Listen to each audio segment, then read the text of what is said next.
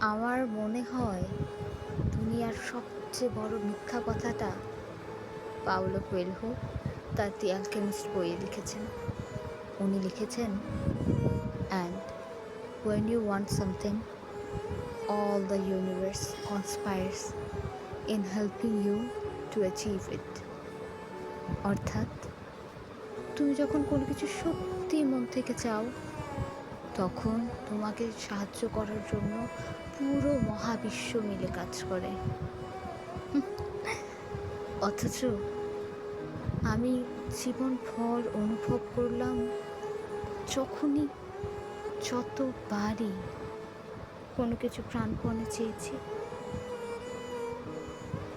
তাবত দুনিয়া আমার থেকে সেই জিনিস দূরে সরায় দিতে সাহায্য করেছে।